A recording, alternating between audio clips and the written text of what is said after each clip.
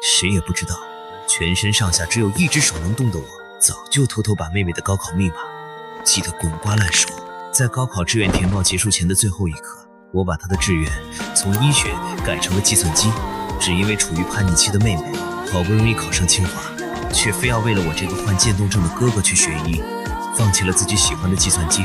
看着已经显示无法再修改的界面，我轻松地笑了，放下电脑，正准备去告诉爸妈，却在门口听到了他们的对话。这渐冻症就是等死的命，他怎么这么固执啊？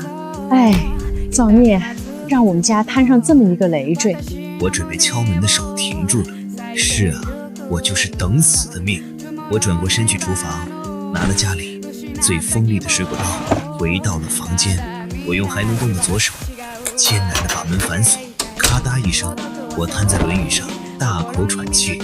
只是锁个门这样的小动作，就让我累得直冒汗。3年前我被确诊渐冻症时，简直不敢相信，我明明经常健身运动，怎么会得这种病？可短短半年，我的手就开始颤抖了，走路腿也发软。1年后，下半身彻底失去知觉。2年后，我上半身也开始瘫痪，对外部世界的感知越来越弱。后来，我多次尝试自杀，却都被他们及时发现并救了回来。我吃下安眠药，被妈妈发现后洗为救回。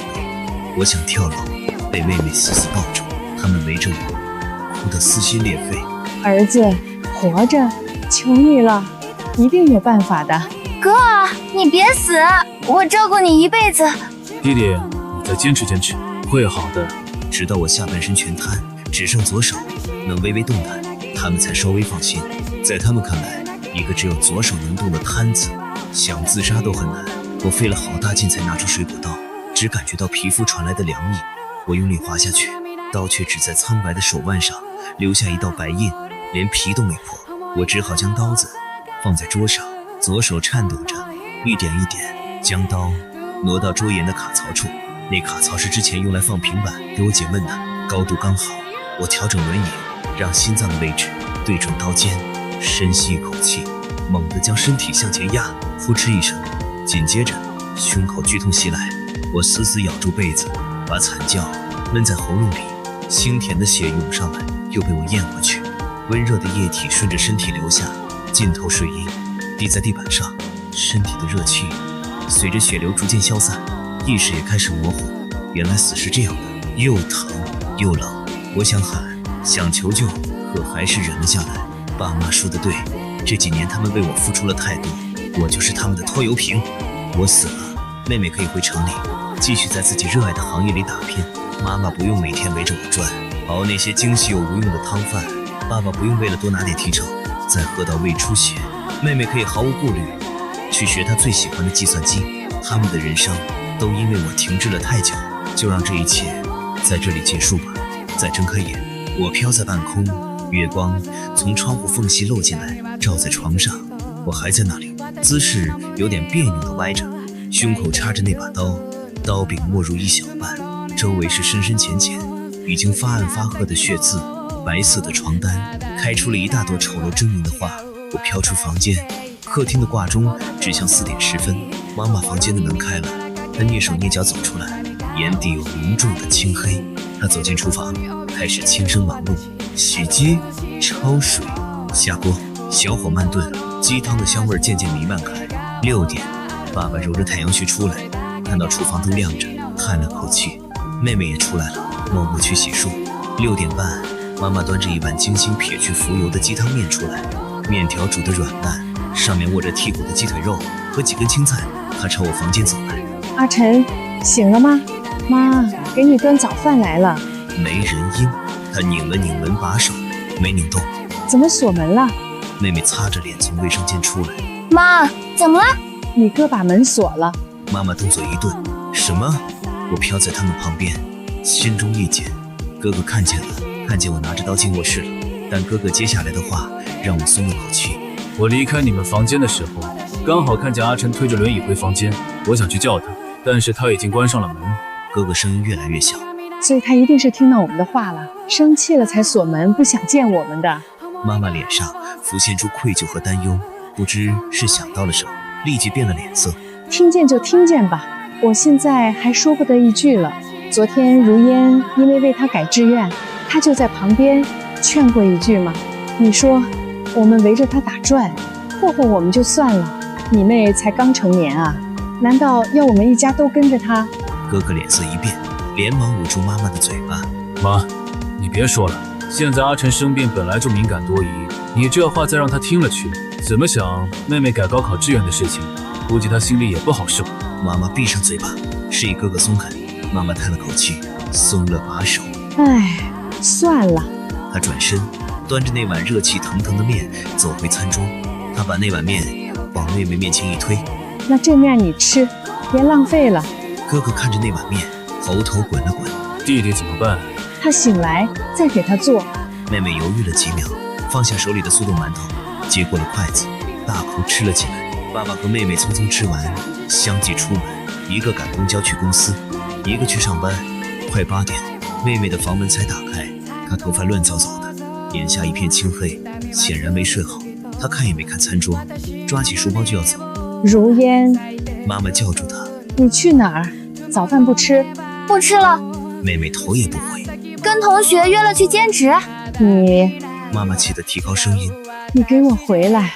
昨天的事还没完。”砰！回应她的是关门声。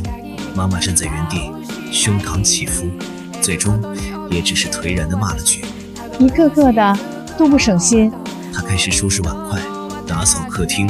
收拾妥当后，她重新给我下了碗面，再次走到我房门口。“阿晨，还没起床吗？10点了，开门吃点东西吧。妈给你新热了，趁热吃才好吃。”依旧寂静。她眉头皱紧，正要再敲，手机突然响起，是医院打来的。刚接起，妈妈的脸色瞬间惨白。什么车祸？她手机差点拿不稳，胡乱抓起钥匙和钱包就冲出了门，我也跟着飘了出去。医院里消毒水气味刺鼻，爸爸躺在急诊留观室的病床上，左手打着点滴，右手居然还抱着笔记本电脑。你怎么回事啊？妈妈冲过去，声音带着哭腔：“没事没事。”爸爸赶忙放下电脑，挤出一个笑：“就是早上有点晕，过马路没看清，自己摔了一下，蹭破点皮，好心人给送来了，真没事。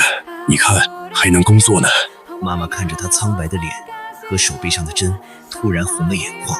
都这样了还不休息，你不要命了？真休息了，刚睡了一觉。爸爸拍拍他的手：“但这项目急着要，客户催，下个月阿晨又要复查住院，又是一大笔钱。我把这个项目做好，奖金能多些。”妈妈捂着脸，压抑地哭起来。这什么时候是个头啊？我真的太累了，为什么偏偏是我们家？别哭，别哭。爸爸笨拙地安慰：“日子再难也得过，总会过去的。”我飘到病床边，看着爸爸强打精神的脸，看着妈妈颤抖的肩膀。对不起，对不起，我在心里一遍遍说，以后不会了，再也不会拖累你们了。你今天请假，我陪你输完液再回家。中午，两人点了外卖，外卖员敲门进来时，我们都愣住了。是妹妹，她穿着明黄色的外卖服，额头上还有汗，手里提着餐盒。爸妈，她看到病床上的爸爸，脸色刷的白了。你怎么了？没事，摔了一下，没大碍。妹妹松了口气，将外卖递过去。妈妈接过外卖，看着她的衣服。你说的兼职就是送外卖？妹妹攥紧了手，点了点头。今天是二哥的生日，我要攒钱给他买礼物。妹妹声音哽咽。爸妈，对不起，昨天我不该跟你们吵。算了，你想学医就学吧，爸不拦你了。如烟，我们不是不让你学，是怕你被拖累啊。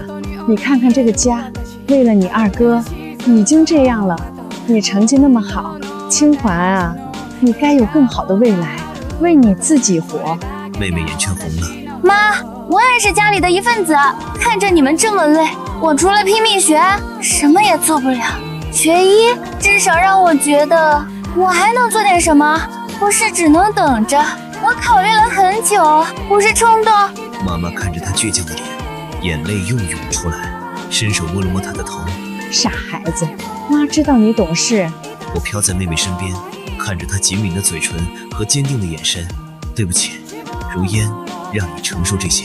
不过没关系了，你的专业我已经帮你改回去了，你的未来不会再被我绑住了。妹妹送完这单，又要赶去下一单。妈妈出门送她，看着她背影消失在医院走廊，妈妈偷偷抹起了眼泪。等哭完之后，她才佯装没事回到病房。下午3点，爸爸打完点滴后，两人回了家。他看到客厅桌上我那碗面依旧原封不动，早已冷透，凝成了一坨。爸爸叹了口气，叮嘱妈妈：阿晨心思重，昨晚的话别再说了，这孩子不容易。妈妈点头，我知道，晚上我好好跟他说。行了，今天是他生日，你好好在房间休息，我去菜市场买菜做饭。傍晚7点，妹妹和哥哥前后脚回来，妹妹手里提着一个精致的奶油蛋糕盒子，哥哥拎着一个男装店的纸袋。妈，二哥呢？我买了蛋糕，今天他生日。妹妹把蛋糕放桌上，哥哥也拿出纸袋。我给阿晨买了件新衬衫，他肯定喜欢。妈妈从厨房探头，勉强笑了笑。还在房里呢，锁着门，你们先洗手，最后一个菜马上好，等会儿叫他。饭菜上桌，很丰盛，有鱼，有肉，有我爱吃的蔬菜，中间摆着妹妹买的蛋糕。妈妈解下围裙，再次走到我房门口，这次她声音放得很柔：阿晨，开开门，吃饭了。今天你生日，妈做了你爱吃的菜，如烟给你买了蛋糕，哥哥给你买了新衬衫。妈，昨天话说重了，妈给你道歉，你先出来好不好？一片死寂，妈妈脸上的温柔渐渐挂不住。妹妹走过来敲门：二哥，是我，如烟，出来吧，我们给你过生日。还是没声音。妈妈吸了口气，语气变硬：江晨，你闹够了没有？全家人都围着你转，你到底还有什么不满意？你是不是非要妈给你跪下？妹妹拉住妈妈：妈，别这样，我今天还非要叫她出来不可。妈妈似乎把一天的焦虑、疲惫、委屈都爆发出来。不开门是吧？行。她后退2步，猛地用身体朝房门撞去。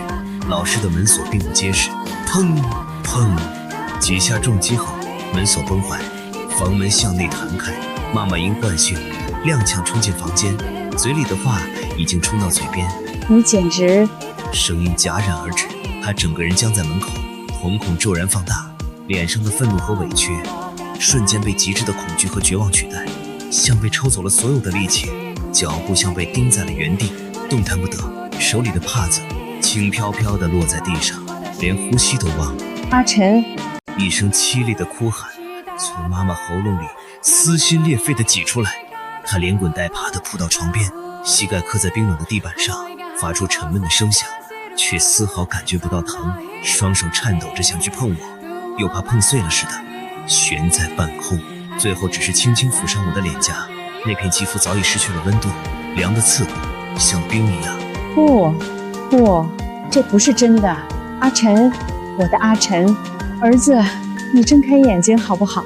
求你了，阿晨，你看看妈，你跟妈说句话，哪怕骂妈一句也好啊。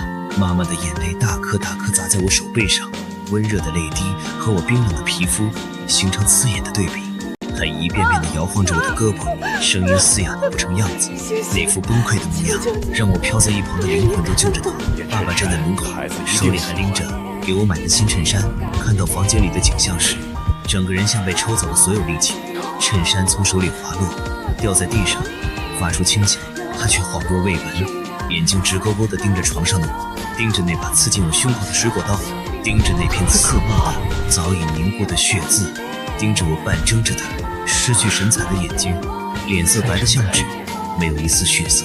蛋糕盒从妹妹手里滑落，重重摔在地上，精致的盒子摔得变形，奶油摔得四处都是，巧克力酱溅在爸爸崭新的裤腿上，晕开一大片难看的污渍。我有些内疚，这是爸爸上个月刚发工资买的裤子，他平时舍不得穿，只在重要的日子才拿出来，一直小心呵护着，现在却被弄脏了，也不知道能不能洗干净。可爸爸根本不在意这些，他踉跄着往前迈了一步又一步，双腿一软，重重跪倒在地，膝盖砸在水泥地上，发出咚的一声闷响。他却像毫无知觉，喉结剧烈地上下滚动着，半天挤不出一个字，最后猛地仰头，发出一声撕心裂肺的嘶吼，那声音里裹着无尽的痛苦、悔恨和绝望，震得整个屋子都在颤抖。他的手颤抖着伸向我的脸，指尖快要碰到我的额头时，却又猛然停住，像是怕惊扰了我，又像是不敢相信眼前的一切。那双手曾经为我遮风挡雨，为这个家撑起一片天，曾经牵着我学走路，教我写字，此刻却抖得连一根手指都控制不住。阿晨，我的阿晨，你怎么能这样？你怎么舍得丢下我们？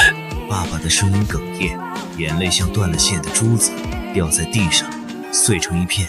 哥哥是第3个冲进来的，他刚走到门口，看到满床满地的血迹，看到一动不动的我，看到胸口那把刺目的水果刀，整个人瞬间向后仰去，后背狠狠撞在门框上，发出一声闷响。他却顾不上疼，用手死死捂住嘴巴，剧烈的干呕声从指缝里挤出来，弯着腰蹲在地上，吐出来的只有酸水，混着眼泪和鼻涕，糊了一脸，狼狈不堪。怎么会这样？他一边吐一边哭，声音断断续续，含糊不清。昨天晚上还好好的，他只是锁了门，我以为他只是生气，我应该撞开门的，我应该早点看看他的，我不该由着他的。哥哥瘫坐在地上，双手死死捂住脸，肩膀剧烈地抖动着，泪水从指缝里不断涌出来，浸透了掌心。是我的错，都是我的错。我昨晚看到他出来了，看到他往客厅看了一眼，我看到他手里好像拿着东西，可我却没当回事，我以为他只是听见我们说话生气了。我害死了他，是我害死了他。妹妹是最后一个进来的，她站在门口，定定地看着床上的我，看了很久很久，久到我觉得她是不是没看懂眼前的画面，久到空气都仿佛凝固了，连时间都好像停住了。她的嘴唇开始轻轻颤抖，脸色一点点褪去血色，变得惨白，像一张白纸，眼神里的光彩一点点消失，只剩下无尽的茫然和空洞。二哥，他轻轻喊了一声，声音轻得像羽毛，像怕吵醒我似的，小心翼翼的，眼里蓄满了泪水，却倔强的不肯掉下来，没有回应。二哥，他又喊了一声，声音大了一点，带着一丝颤抖，一步一步，脚步虚浮的往前走，每一步都像踩在棉花上，身子摇摇晃晃，仿佛下一秒就要摔倒。他的目光自始至终都没有离开过我。走到床边，他俯下身，额头轻轻抵着我的手背，那片冰凉的触感让他的身体猛地一颤，眼泪终于忍不住，大颗大颗的掉下来，砸在我的手背上，砸在床单的血渍上，晕开一片湿痕。二哥，你醒醒，今天你生日，我们买了蛋糕，巧克力味的，你最喜欢的，我还给你攒钱买了护腰的垫子，你坐着轮椅总说腰疼，垫着会舒服点，你醒醒，我们切蛋糕吹蜡烛好不好？妹妹的嘴巴张了又合，合了又张，想说的话有很多，却堵在喉咙里，一个字也说不出来，只有压抑的呜咽声在房间里回荡。她直起身，环顾着这个熟悉的房间，看着桌上我没看完的书，看着轮椅上搭着的薄毯，那是妈妈怕我冷特意给我搭的，看着墙角我用来锻炼左手的握力球，那是哥哥给我买的，让我多锻炼，说不定手能好起来。看着床头柜上我没喝完的水，最后目光又落回我身上，然后他慢慢转过身，背对着床，一步一步往外走，脚步缓慢而沉重，像灌了铅一样。走到客厅，他停在餐桌前，桌上摆着6菜1汤，热气早已散尽，却都是我爱吃的，糖醋排骨、清蒸鲈鱼、油焖大虾，还有清炒时蔬。正中央是那个还没来得及拆封就摔在地上的蛋糕盒，旁边放着一碗长寿面，面条盘得整整齐齐，上面握着一个金黄的荷包蛋，那是妈妈特意给我做的，说生日吃长寿面能平平安安，长命百岁，能健健康康的。妹妹盯着那碗面看了很久很久，久到眼睛都不眨一下，眼里的泪水无声地流着，滴在地上。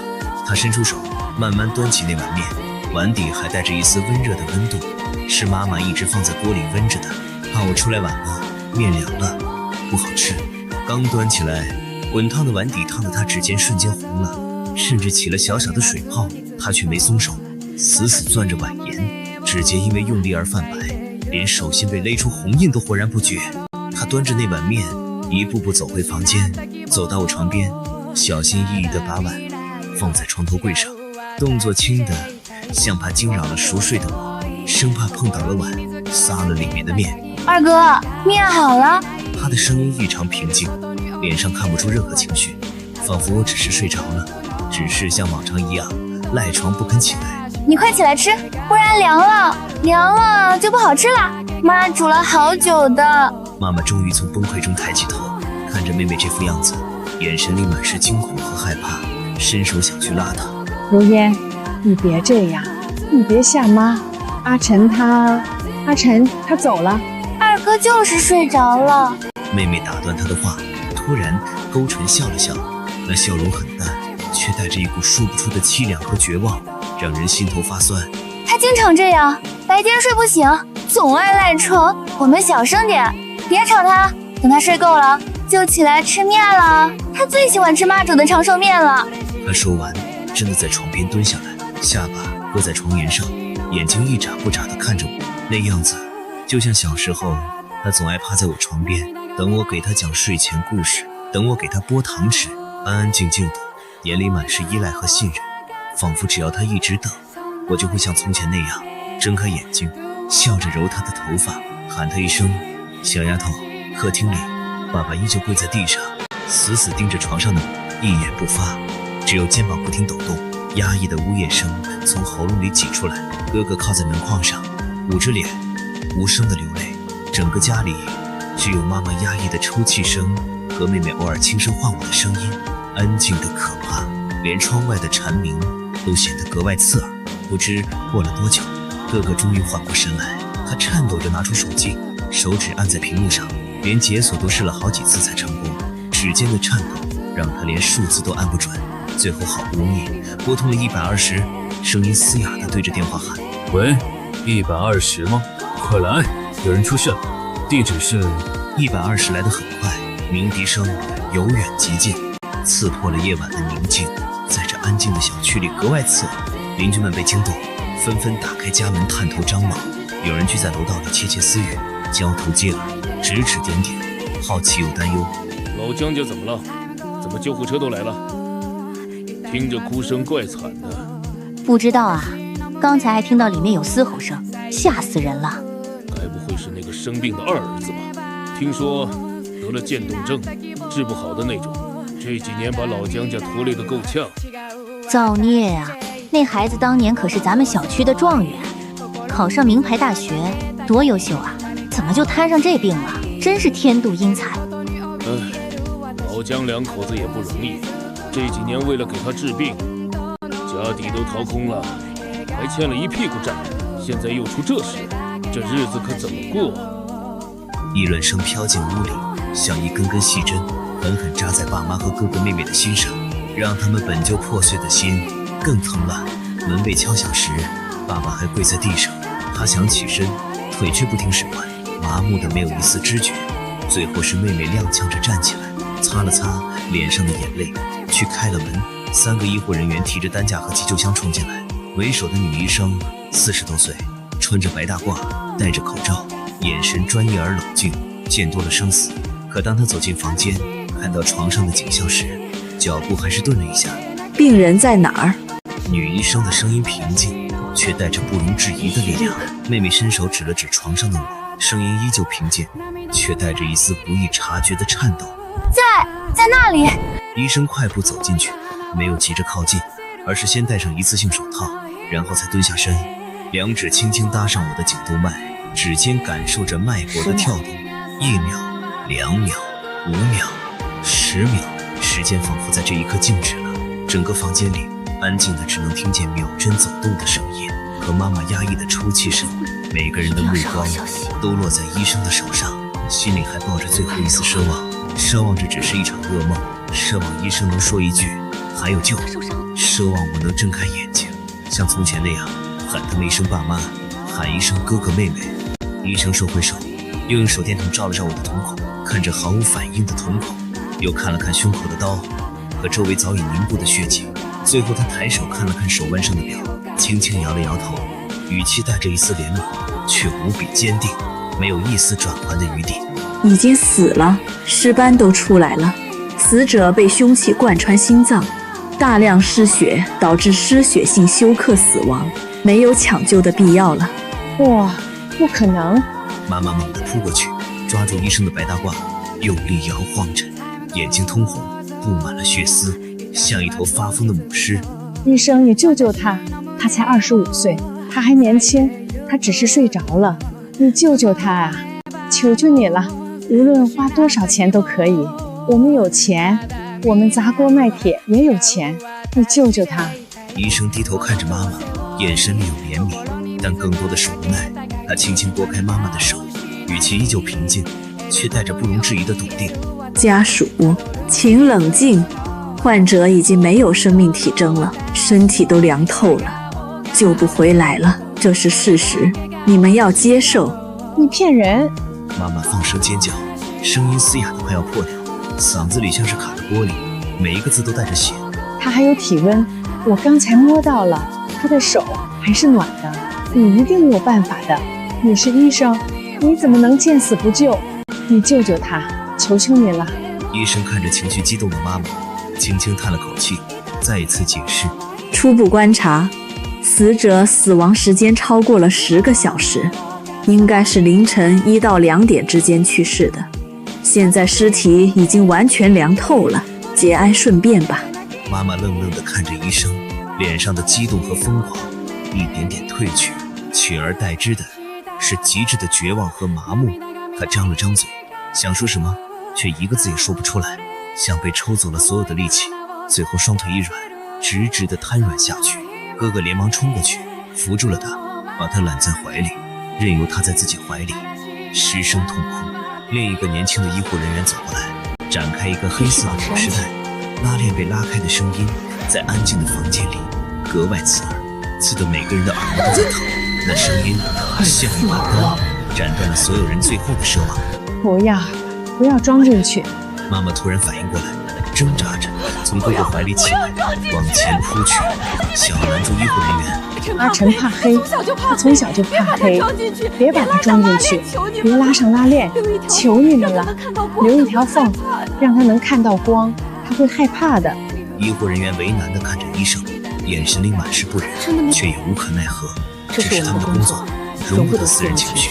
就在此时，敲门声再次响起，比刚才更急促，伴随着警察的声音：开门，我们有人吗？有人报警，开门！原来是邻居，听到了屋里的动静，又看到救护车来了，担心出了人命，偷偷报了警。2个警察拿出证件，走进屋里，看到房间里的景象，脸色瞬间沉了下来，开始有条不紊的拍照、取证，用粉笔在地上标记血迹的位置。整个过程安静而严肃，没有一丝多余的话语。相机的咔嚓声在这压抑的空间里显得格外突兀。妈妈靠在哥哥怀里，语无伦次地重复着：都是我害死他的。我昨天说他是拖油瓶，我说他是等死的命，是我把他逼死的，是我的错，都是我的错。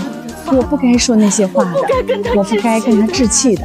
爸爸坐在地上，背靠着床沿，磕磕巴巴地说着这2天的经过，话不成句，声音颤抖，眼里没有一丝神采，像丢了魂似的，整个人都垮了。昨天我们吵架了，说了句重话，他就锁了门。我今天还摔了，去了医院，回来就成这样了。妹妹始终蹲在床边，一动不动，眼神直直地看着我，像一尊没有灵魂的雕塑。警察走过去问她话，她只是轻轻摇头，什么也不说，嘴唇抿得紧紧的，眼泪却无声地流着，浸湿了床边的床单。最后还是哥哥强撑着身体，擦干眼泪，定了定神，把这2天的事情详细的讲给警察听。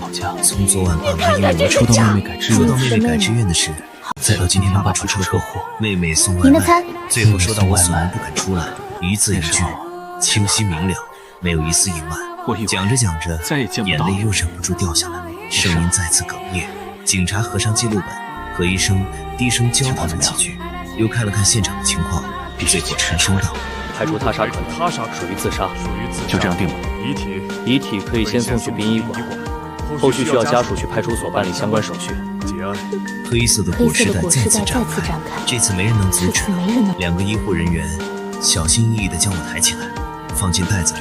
渐冻症3年，肌肉萎缩。我原本140多斤，我原本140多斤的体重，只剩下70斤，瘦的皮包骨头。他们抬得很轻松，就像搬一捆轻飘飘的干柴，这让我心里泛起一阵酸涩。我也曾是那个高高壮壮、阳光开朗的少年啊！拉链从脚底开始往上拉，一点一点吞没我的脚、我的腿、我的腰、我的胸口，最后是我的脸。黑暗一点点将我笼罩，就像妈妈说的，我从小就怕黑。可这次，我再也不会觉得害怕，再也不会觉得疼了，再也不会成为他们的拖累。拉链彻底合拢的那一刻，妈妈发出一声撕心裂肺的哭喊，眼前一黑，再次晕了过去。哥哥连忙掐她的脖子，手忙脚乱。我被抬上担架，抬出房间，抬出这个我生活了25年。路过客厅时，我看到那碗长寿面还放在床头柜上，面条已经彻底凉透了，荷包蛋也失去了金黄的色泽，桌上的饭菜早已凉透，蛋糕盒摔在地上，奶油和巧克力酱糊了一地。像我此刻支离破碎的家，殡仪馆的车开走了，带走了我冰冷的身体，家里安静的可怕，连一根针掉在地上都能听见，空气里还残留着淡淡的血腥味和鸡汤的余香交织在一起，说不出的诡异和压抑。妈妈靠在沙发上，眼神空洞地盯着我房间的门，一言不发，眼泪却像断了线的珠子，不停往下掉，砸在衣服上，晕开一片湿痕。她的灵魂仿佛随着我的离开也被抽走了。爸爸坐在一旁，手里夹着一支烟，却忘了点，就那样夹着，眼神呆滞地看着地面，烟灰掉在他的衣服上，烫出了一个小洞，他也浑然不觉，整个人像一尊泥塑，毫无生气。哥哥靠在墙上，捂着脸，时不时发出一声压抑的呜咽，声音低沉，却满是痛苦。妹妹依旧坐在我床边的地上，看着空荡荡的床，看着那碗凉透的长寿面，一动不动，眼神空洞，仿佛时间在她身上静止了。不知过了多久，妈妈突然站起来，眼神变得有些恍惚。她冲进卫生间，拿出一块干净的抹布和一个水桶，接了满满一桶水，走到我房间里，跪在地上，开始用力擦地上的血迹，动作疯狂而机械。妈，你别碰，这东西晦气，让保洁来擦吧。哥哥冲过去想拦她，拉住她的胳膊，却被她用力甩开。脏，太脏了！妈妈厉声说，手里的动作却没有停，用力地擦着地板，抹布在地板上用力摩擦，发出刺耳的声响。阿成最爱干净了，他回来看到会不高兴的。我要擦干净，擦得干干净净的，这样他回来就能住得舒服了。抹布很快就被血浸透，红色的血水，红色的液体染透了布面，一桶清水也变成了淡红色，泛着诡异的光。妈妈换了一桶又一桶水，一遍又一遍地擦着，直到地板露出原本的木色，直到地上的血迹彻底消失，连一点痕迹都看不到，直到她的手指被水泡得发白、起皱，甚至磨破了皮，渗出血丝，直到她再也没有力气，瘫坐在地上，看着干净的地板，突然放声大哭，哭声里满是绝望和悔恨。阿晨，妈妈擦干净了，你回来好不好？妈妈再也不说重话了，妈妈好好照顾你，你回来呀！爸爸走过来，坐在他身边，轻轻揽住他的肩膀，自己的眼泪却也无声地流了下来，滴在妈妈的头发上。他想说些什么，却又不知道该说什么，只能用这种方式给他一点无声的安慰。妹妹不知什么时候站了起来，她走到我的书桌前，那张特制的高度适合轮椅的书桌，是爸爸特意找我坐着轮椅看书，怕我坐着轮椅看书，看平板不方便，花了不少心思。书桌的边角都被磨得圆圆的，怕磕到我。桌上很干净，只有几本书，都是我生病前爱看的。一个笔筒，里面插着几支笔，还有一个相框摆在正中央，格外显眼。相框里是我们全家5年前的照片，那时候我还没生病，我们一家人去黄山旅游，站在光明顶，身后是翻涌的云海，蓝天白云，风景正好。我笑得没心没肺，露出一颗白牙，阳光洒在我身上，整个人都透着少年人的意气风发。爸爸搂着妈妈的肩，妈妈笑得眉眼弯弯，眼角的皱纹都透着幸福。妹妹挽着我的胳膊，小脸贴在我肩膀上，笑得甜甜的。哥哥在我身后做着鬼脸，一脸调皮，整个人都透着活力。那那时候的我们多幸幸福啊！一家人整一家人整齐齐，整整齐齐，开开心心，没有病痛，没有病痛，没有没有烦烦恼，没没有压得有压得喘喘不过气的不过气的生活。没有数不清的眼泪和叹息。妹妹拿起相框，用手指轻轻擦了擦玻璃表面的灰尘，动作温柔的不像话，生怕碰坏了这张珍贵的照片。然后她拉开了书桌的抽屉，一个一个的看。第一个抽屉里是我的药，各种治疗渐冻症的药，还有止痛药、钙片、维生素，整整齐齐的摆着，按日期分好。是妈妈每天帮我整理的，怕我吃错药、吃漏药。第二个抽屉里是我的病历和检查报告，厚厚一摞。从3年前第一次确诊的报告，到后来一次次复查的结果，再到各种化验单，每一张纸都记录着我这3年来的痛苦煎熬，也记录着这个家的无奈挣扎。纸张的边缘都被妈妈翻得卷了。第三个抽屉上面一个小小的颜色密码锁，4位数字，是我生病后特意装的，里面放着我自己的东西，不让他们碰。妹妹盯着那个锁看了很久，突然轻声说：“二哥的生日。”她伸出手指，在密码锁上输入了0925，咔嗒一声，锁没开。我的生日。还有输入了0718，还是没开。还有一次输入了妈妈的生日、爸爸的生日、哥哥的生日，不对，可那把锁却固执地闭着，不肯打开，仿佛在守护着我最后的秘密。妹妹的手指悬在数字键上，久久没有落下，眼里蓄满了泪水。房间里安静的，只能听见她轻微的呼吸声和窗外偶尔的风声。过了很久很久，她像是突然想到了什么，眼神微微一颤，手指缓缓落下，输入了4个数字1220，咔嗒一声轻响，锁开了。哥哥走过来，看着打开的抽屉，轻声问：1220是什么日子？我怎么没印象？我怎么没印象？3年前二哥确诊的日子。妹妹的声音很轻，轻得像一阵风吹过耳边，却带着刺骨的凉。他确诊那天回家跟我说，要记住这一天，因为从这天开始，他的人生被分成了2段，一段是健康的、快乐的，一段是活着的、煎熬的。抽屉里没有多少东西，一叠用淡蓝色丝带捆着的手写信，整整齐齐的，最上面是一张银行卡，卡下压着一张小小的纸条，是我用左手艰难写的，字迹歪歪扭扭，笔画都抖得厉害，却很工整，能看出写的时候有多用力。妹妹拿起那张纸条，上面写着：这里面有3200块，是我攒的，给妹妹买电脑，她考上清华，该有一台新电脑了，学计算机总得有台好电脑。那是我这3年来省吃俭用攒下的钱，是爸妈给我的零花钱，是亲戚们来看我时给的红包，我一分都舍不得花，都攒了下来，想着给妹妹买台电脑。她考上清华，学计算机肯定需要。妹妹拿起那张银行卡，手指轻轻摩挲着卡面，眼泪大颗大颗的掉在纸条上，晕开了上面的字迹，模糊了那些歪歪扭扭的字。她把银行卡紧紧捂在胸口，身体剧烈的颤抖着，压抑的哭声从喉咙里挤出来。抽屉里还有一部旧手机，是我生病前用的，后来手不能动了，就放在了抽屉里，再也没碰过。电池早就被我扣下来了。妹妹拿起手机，装上电池，长按开机键，屏幕亮了，电量还有一半，没有密码。桌面是我生病前的照片，我穿着利落的休闲装，站在大学的操场上，阳光洒在我身上，笑得很开心，眼里满是少年义气，那是我最美好的样子。他点开相册，最新的一段视频，录制时间是昨天凌晨12点半，正是我生日的那一。封面是我的脸，坐在轮椅上，背景是我的卧室，镜头有些歪，显然是我用左手举着手机拍的。妹妹的手指悬在播放键上，颤抖的按不下去，最后还是哥哥接过了手机，深吸一口气，稳了稳心神，按下了播放键。视频开始了，镜头有点晃，因为我只能用左手举着手机，角度也有些歪，却能清晰地看到我的脸。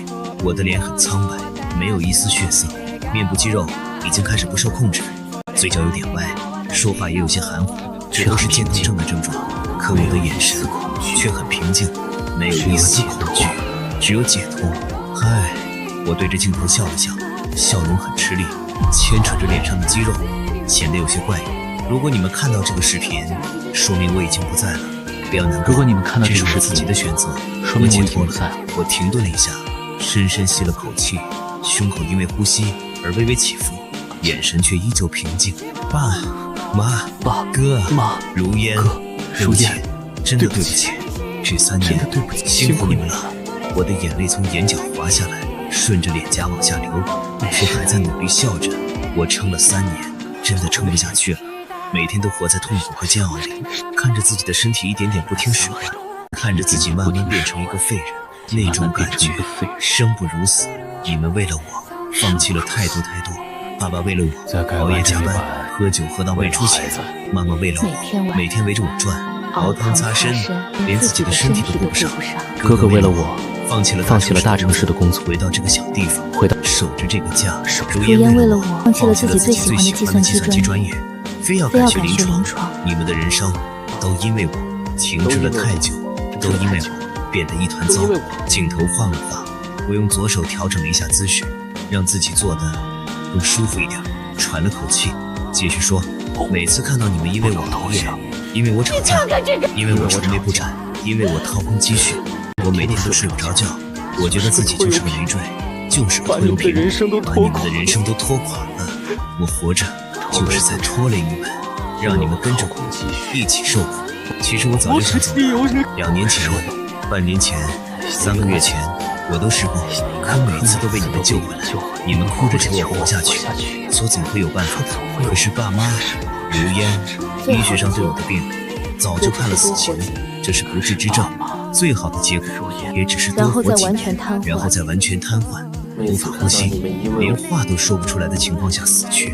我不想那样，我不想你们看着我一点点烂在床上，不想你们为了我把自己也熬干，不想你们最后连我的样子都认不出来。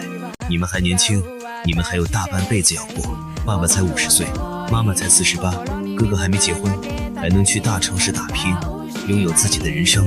如烟才刚成年，考上了清华，天之骄女，本该有光明的未来。你们都有美好的未来，不该被我绑住，不该因为我一辈子都活在痛苦和煎熬里。我擦了擦眼角的泪，手指笨拙地抹过脸颊，继续说，语气里带着一丝期盼。如烟，去做你自己喜欢的事情吧。计算机是你最喜欢的，你那么聪明，有天赋，一定能做出成绩的。不要为了我学医学，那不是你想要的。你的人生该由你自己做主，不该为了我放弃自己的梦想，放弃自己的未来。哥哥，你回来并不高兴，我知道你在大城市有自己的工作，有自己的生活，有自己的规划，不该为了我放弃这个家，回到这个小地方。走吧，回到属于你的大城市里，去过你自己的生活，去追求自己的梦想，不要被这个家绑住。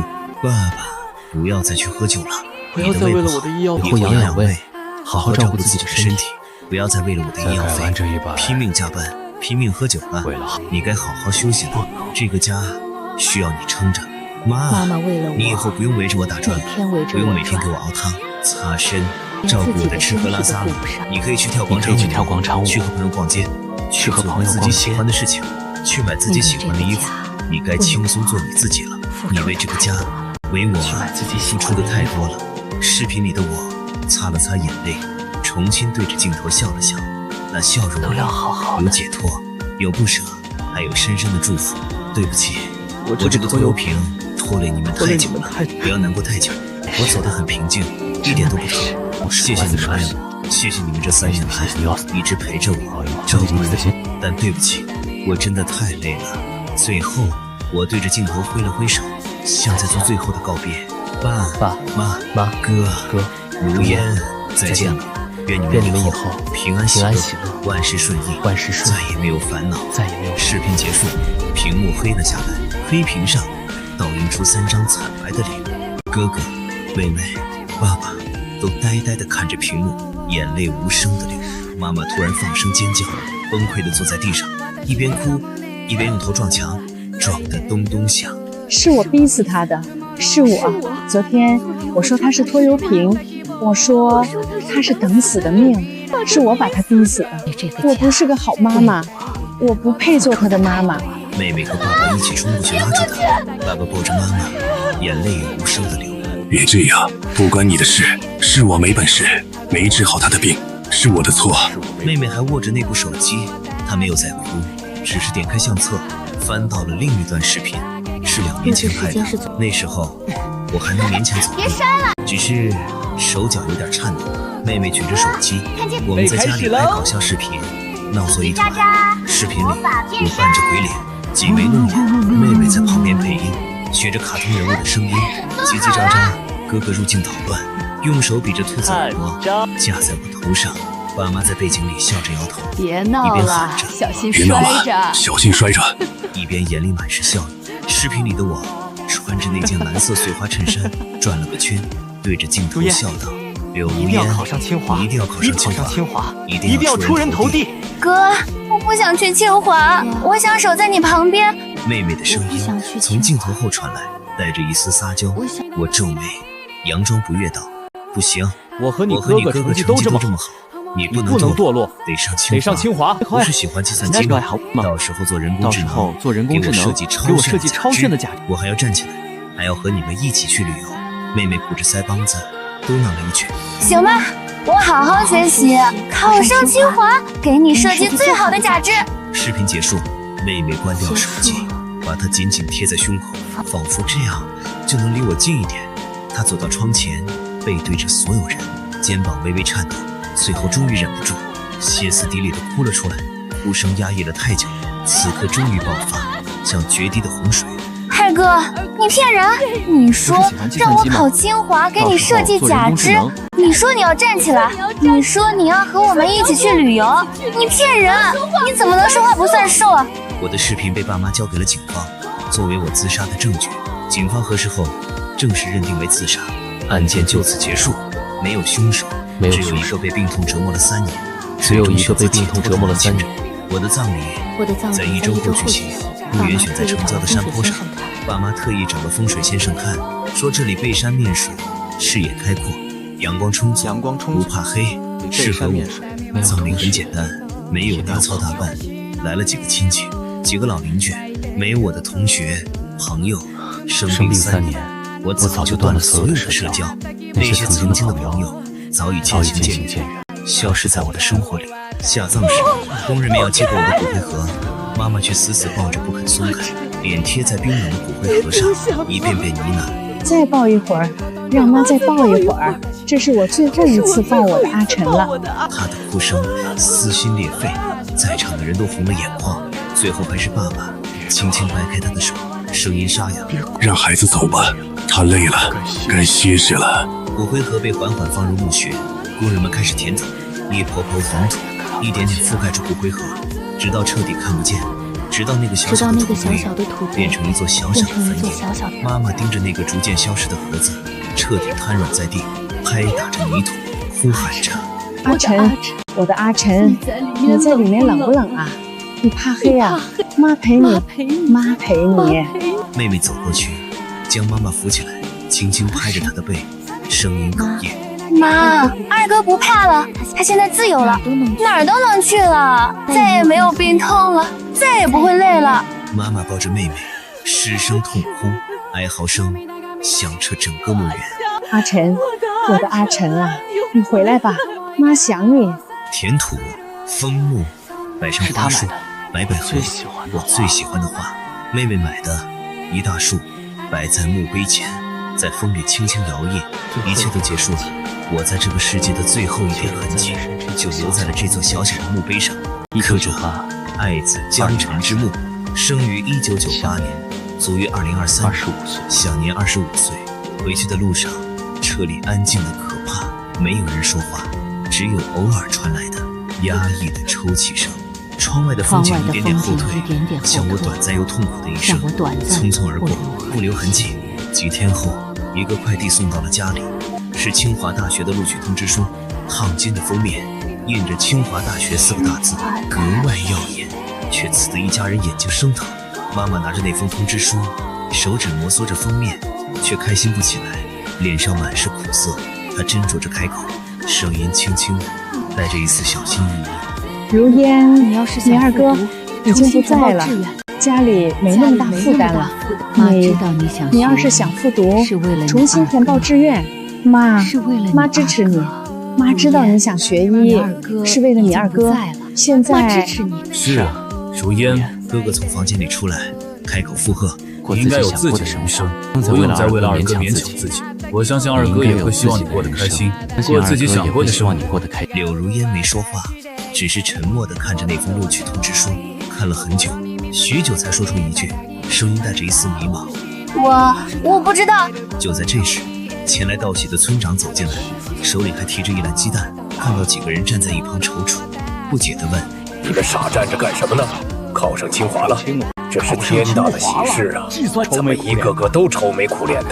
村长接过录取通知书，笑着翻开：“我看看你读的什么专业，这么厉害，考上清华了，计算机。”村长念出专业名称，笑着点头：“不错啊，计算机是热门专业，以后有出息。咱们村第一个考上清华计算机的，光宗耀祖啊！”村长的话让所有人一愣。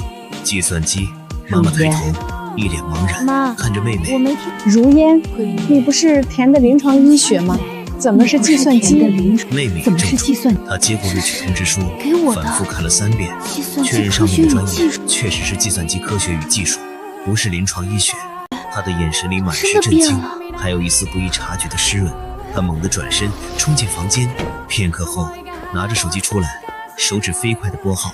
电话接通的瞬间，她的声音带着一丝颤抖：“喂，招生办吗？我是考生柳如烟，准考证号是 XXXXXX。我想问一下，我的录取专业是计算机科学与技术，但我当时填报的是临床医学，是不是系统调剂了？”电话那头的招生办老师说了些什么？妹妹在一旁连连道谢。挂断电话后，她站在原地一动不动，像被定住了。怎么啦？妈妈连忙问，心里满是疑惑。妹妹慢慢抬起头，眼泪大颗大颗的掉下来，低声开口：“招生办说，这就是我自己填写的志愿。他们查了填报记录，最后一次修改志愿的时间是7月10号的晚上，是二哥确诊的那天。”话说到一半，妹妹停住了，似乎是想到了什么，眼泪流得更凶了。是二哥，一定是二哥。他看过我的准考证号和密码，他那么聪明，看一眼就记下来了。是他帮我改回来的。妹妹匆忙跑去我的卧室，打开了我房间的电脑，屏幕亮起来，桌面很干净，只有一个回收站的图标。她点开浏览器，查看历史记录，果然，在7月10号的晚上，有清华大学校园网和高考志愿填报官网的访问记录，时间是晚上11点，正是我。趁家里人都睡了，用左手艰难地敲着键盘，一点点修改了他的志愿。他看着电脑屏幕上的访问记录，又看着书桌相框里我的照片，声音哽咽，对着照片哭着说：“是你吗？二哥，是你帮我改回来的吗？你到死都在为我着想，到死都不想我被你拖累。”我飘到他身边，想摸摸他的头，想告诉他这是我应该做的。我的好妹妹值得最好的未来，可我的手却一次次穿过她的身体，什么也碰不到。没关系啊，柳如烟，你已经为我放弃够多了，现在去走你自己的路吧，去清华，去学你最喜欢的计算机，去看更广阔的世界。这是我对你最后的祝福。妈妈走过来，从身后抱住妹妹，她的眼泪浸湿了妹妹的肩头，声音哽咽：“你二哥，他到死都在为你着想，他从来都不想拖累我们，从来都不想。”哥哥也走过来，3个人抱在一起，哭作一团。爸爸站在旁边，看着他们，伸手揽住他们的肩膀，眼眶通红，却没有再哭，只是深深叹了口气。那声叹息里有悔恨，有痛苦，还有一丝解脱。为我，也为这个家。妹妹的升学宴在8月底举办，酒店选在城里最好的那家，摆了8桌，亲戚朋友都来了，热热闹闹，喜气洋洋。大红横幅挂在大厅的正中央，胖金的字格外醒目，热烈祝贺柳如烟同学考入清华大学。妈妈穿着新买的旗袍，枣红色的，绣着淡淡的荷花，头发特意烫过，脸上铺了粉，遮住了浓重的黑眼圈。她站在门口迎客，对着每个到过的人笑，笑得很客气，却也很勉强。只有我知道她的掌心掐出了血液，笑得有多累。爸爸戒酒了，席间有人敬酒，他端着茶杯，笑着说：“身体不好，以后不喝酒了，以茶代酒，大家见谅。对方也不强求，拍拍他的肩，笑着说：“老姜，苦尽甘来了，以后就等着享女儿的福了。”苦尽甘来，多轻巧的四个字，却压了这个家3年，压得所有人喘不过气。只有我们知道，这所谓的苦尽甘来，是用我的命换来的，是我用换来了这个家的解脱，换来了这个家的解脱，换来了妹妹的未来。妹妹坐在主桌，招呼着客人。大家动快吧，脸上带着淡淡的笑容，只是眼底深处还藏着一丝化不开的悲伤。哥哥已经买了回上海的机票，下周就要走了，回到那个属于他的大城市，回到上海，继续打一切都会好起来的。他的脸上终于有了久违的光彩。妹妹被一群亲戚围着贺喜，夸他懂事，夸他厉害，夸他是家里的骄傲。他只是笑着道谢，一言不发。宴席过半，几个远房亲戚在隔壁桌闲聊，声音压得很低，却还是飘了过来，钻进我们的耳朵里。江家这算是熬出头了。女儿考上清华，得了渐冻症，以后就是金凤凰。年纪轻轻哪里花了多少？当初二儿子生病，真是倾家荡产，为了给他治病。老姜2口子熬了多少夜，我都看在眼里。那孩子可惜了，听说当年也是状元料，考上了好大学，结果得了渐冻症，年纪轻轻的就没了，真是天妒英才。所以说呀，这就是命。好在还有个女儿争气，这下老姜2口子能享福，也算有个盼头。妈妈正在给那桌敬茶，听到这些话，手微微一颤，茶杯里的茶水洒出来一点，滴在桌布上，晕开小小的湿痕。但她很快稳住，脸上依旧挂着笑，将茶杯递过去，声音温和：“喝茶，大家别客气。”仿佛什么都没听见，仿佛那些话没有刺进她的心里。宴席进行到高潮，妹妹被亲戚们推上台讲话，她站在话筒前，看着满场的宾客，看着台下的爸妈和哥哥，沉默了很久，久到所有人都安静下来，看着她。谢谢大家今天来参加我的升学宴。她终于开口，声音透过音响传遍大厅，清晰而坚定。我能考上清华，离不开很多人的帮助。我的父母，他们为了我，为了这个家，付出了太多。我的哥哥，他一直陪着我，鼓励我。还有我的2哥。说到我，他顿了顿，抬起头，努力不让眼泪掉下来，眼眶却红了。他用他的方式把我推回了我该走的路上，他用他的离开换来了我的自由，换来了这个家的解脱。他深吸一口气，声音带着一丝哽咽，却依旧坚定。这台升学宴不仅是我的升学宴，也是他的毕业礼。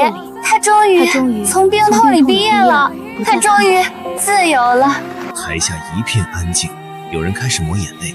妈妈低下头，肩膀微微抖动。爸爸伸手搂住她，轻轻拍着她的背，无声的安慰。妹妹对着台下深深鞠了一躬。谢谢大家，也谢谢我的2哥，我会带着他的希望，好好读书，好好生活，不辜负他的期望，不辜负所有人的祝福。哥，你放心，我会过得很好。他轻声呢喃，只有我能听见，全场掌声雷动，热烈而持久，淹没了所有的悲伤和遗憾。妹妹的手机响，她看了一眼，是上海一家科技公司的面试电话。她起身走到角落，低声交谈，脸上是我许久不见的光彩，那是属于年轻人的对未来的憧憬和希望。爸爸戒掉了酒，开始喝起了茶，每天早上都会泡一壶茶，坐在阳台看着窗外的风景，眼神平静。妈妈穿上了漂亮的旗袍，开始走出家里，和老姐妹们一起逛逛街，跳跳舞，脸上的笑容渐渐多了起来。哥哥回到了上海，找到了一份不错的工作，每天努力打拼，偶尔会给家里打电话问我平安。妹妹收拾好了行李，准备去北京，去清华，去开启她崭新的人生。这个家终于卸下了最重的担子，一切都回到了正轨，一切都在慢慢变好，像我希望的那样。我在大厅里飘了一圈，看着满场的欢声笑语，看着爸妈脸上渐渐舒展的眉，看着哥哥眼里的光，心里终于释然了。最后我停在那张空椅子前，椅子上摆着一束白百合，开得正好，花瓣上还有水珠，新鲜而娇嫩。我伸出手，虚虚地碰了碰花瓣，感受着那一丝虚无的温柔，然后转身飘向门口。阳光从玻璃门照进来，在地面上投出明亮的光斑，温暖而耀眼。门外是车水马龙，是人声鼎沸，是热气腾腾的人间，是再也触碰不到的温暖。我站在明暗交界处，最后一次回头看向他们，看向这个我生活了25年的家，看向我最爱的家人，爸爸、妈妈、哥、如烟，永别了，愿你们岁岁平安，年年喜乐，余生皆安。